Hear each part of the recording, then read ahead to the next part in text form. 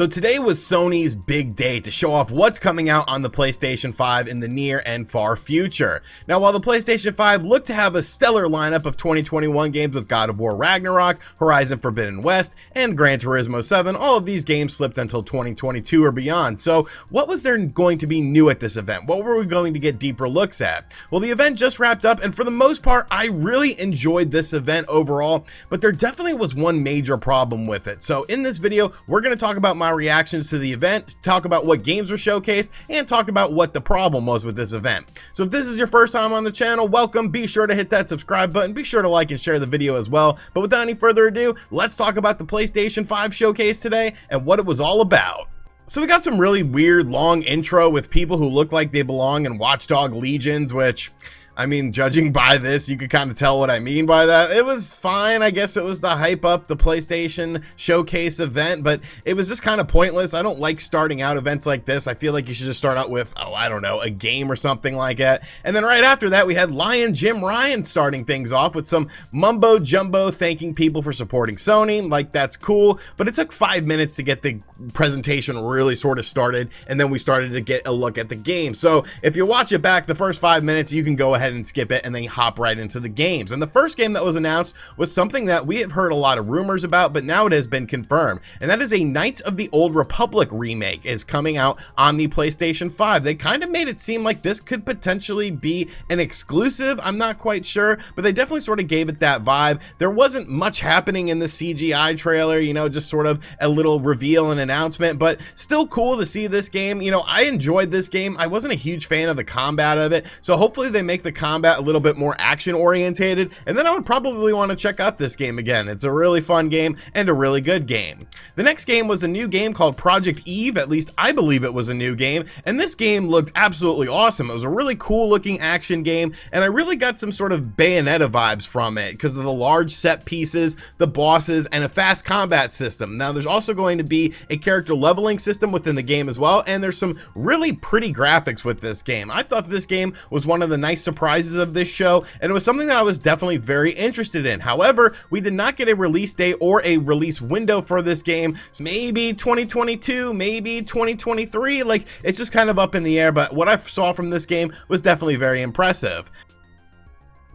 Tina Tiny's Wonderlands was up next, which is essentially Borderlands in a fantasy-like setting. I think it looks really pretty from a graphical standpoint, but I just don't ever see myself playing this game, so I didn't really care too much. But if you like the Borderlands games a lot, this is probably something that is on your radar. The graphical style of the game, once again, I think looks very nice and very polished. Just, I don't know, there's just something about the game that I don't really dig, and I can't really put my finger on why that is. But this game will be releasing on March 25th of 2022. Then we got an in-depth look at Forspoken, which originally was Project Agatha, something like that, from Square Enix, which is yet another action game. And we got some sort of backstory with this, which I thought was interesting. You essentially are playing as a girl who's like living in New York City, and she wants to leave with her cat, but she like gets transported into a different world of like olden times. So at least we can finally got some backstory as to what is going on with this game. And it's, like I said, another action game, but it looks like there's a bit more emphasis on things like magic in this game, whereas Project Eve was more of a traditional hack and slash game. So I think the two will differ from each other, and I think this game looks really good. I've liked it ever since it was first showcased, and you know, it's something that I think is going to be a lot of fun to play. This game will be coming out in spring of 2022, so hopefully we get a concrete release date for this game soon, but I think Forspoken is definitely a highlight of this presentation as well. Rainbow Six Extraction was up next.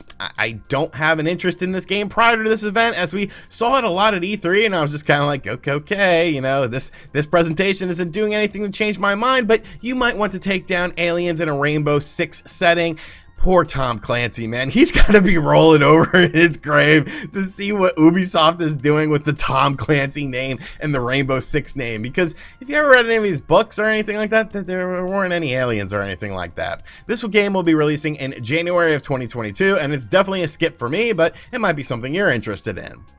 Alan Wake Remastered was showcased next. Now, this game just got announced, I believe, yesterday, and I actually just played this game not too long ago on my Xbox Series X. I thought it was a pretty cool game, honestly. I definitely liked the story and the setting. I wasn't a huge fan of the ending of the game and the final boss fight in the game, but overall, I thought the game was really cool and really fun, and, you know, it doesn't really look all that much different than the original release, which I thought was kind of interesting. Obviously, this was an Xbox 360 game, so you're gonna have things like up-res textures and a better frame rate, but overall, it looked pretty similar to the same game I played, probably just maybe some improved controls, as well as the controls could be a little bit finicky at times. This game will be releasing on October 5th, so not a long wait for this game. If you've never played it before, I definitely recommend checking it out because it's a really unique experience. Next up was Grand Theft Auto 5 Enhanced for the PlayStation 5. I don't care. I'm ready for a new GTA at this point in time. This game will be releasing in March of 2022. I believe it was originally supposed to be 2021, but now it's March 2022.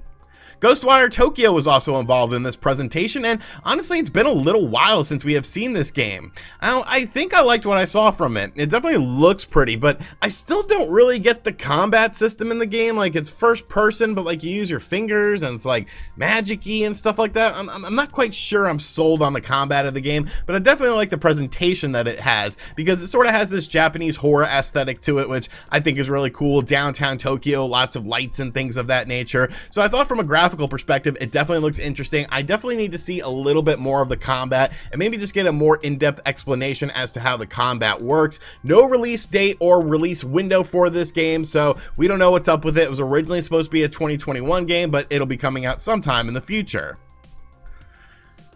Next up, they showed off Guardians of the Galaxy. I really wish they would do an X-Men game based on the animated TV show, because that was awesome, like peak X-Men for me.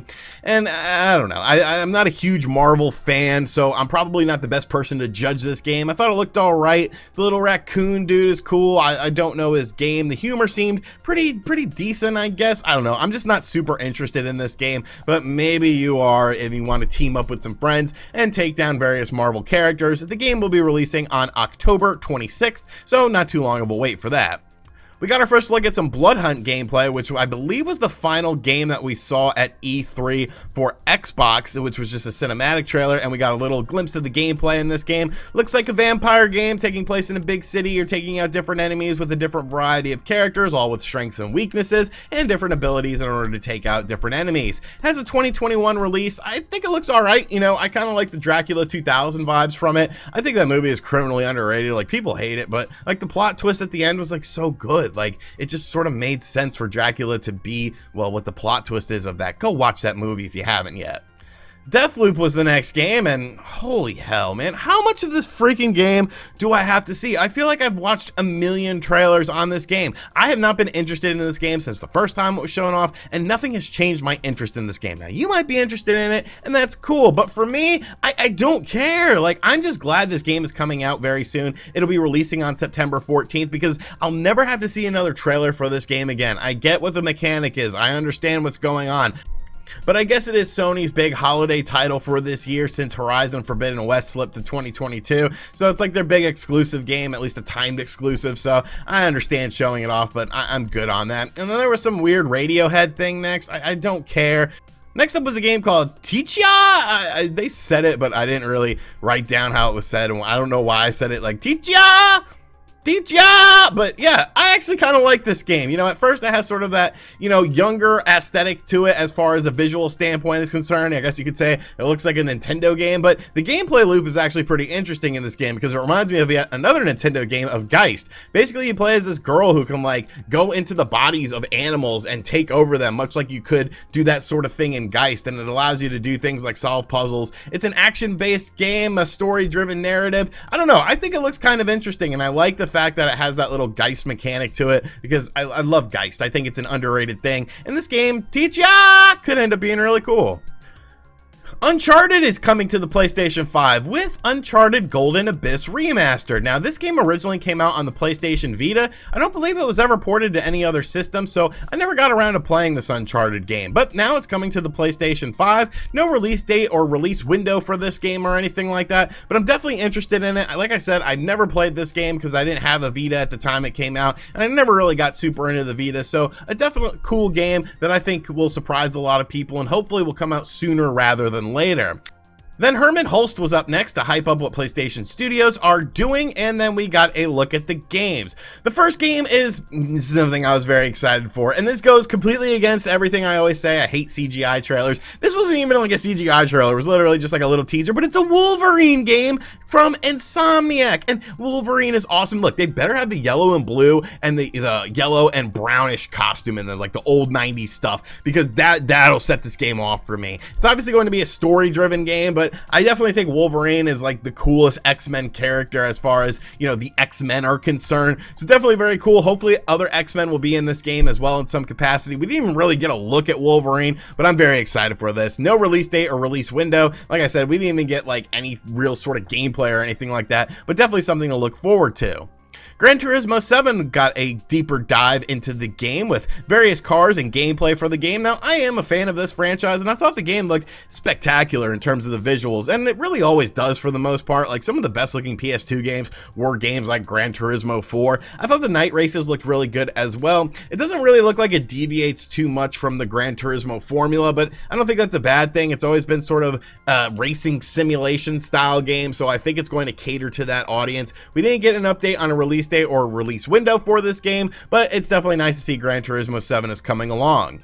Spider-Man 2 was then announced as well, and we got a little teaser with a 2023 release window. So that's seems so far away. It's really not. It's only like a year and a half. But if it's like a Christmas, you know, 2023 game, it's like 2 years. So like, why are you showing a game off that's not coming out for 2 years? But I definitely like this. You know, it looks like there's going to be multiple Spider-Man, and Venom is the main bad guy. I am a Maximum Carnage fan on the Super Nintendo and the Sega Genesis. When I was dead broke, man, I couldn't picture this. So it's definitely nice to see Venom getting a prominent role. Venom is definitely one of the coolest Spider-Man characters. So yes, Spider-Man 2 in 2023. And the final game to close out the show was God of War Ragnarok. Now, Atreus has definitely grown up a bit. He's a little bit older as a character. It's pretty much just following the God of War reboot storyline, which we were introduced to on the PlayStation 4. And I think it looked fantastic. You know, yeah, everything just looked a bit bigger in terms of set pieces just from the previous God of War game. And the combat looks just as good as ever with some new stuff added into it and some improvements.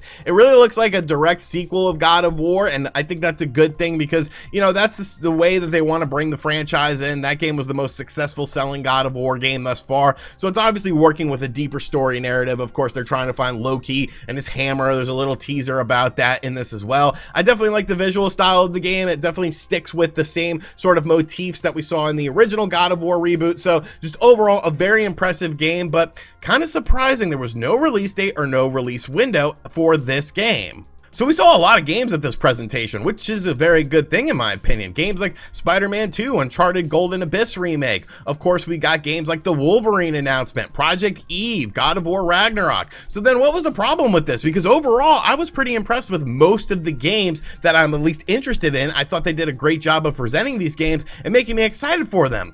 Well, you might notice I kept saying something in a lot of these games. No release date or no release window was available for these games.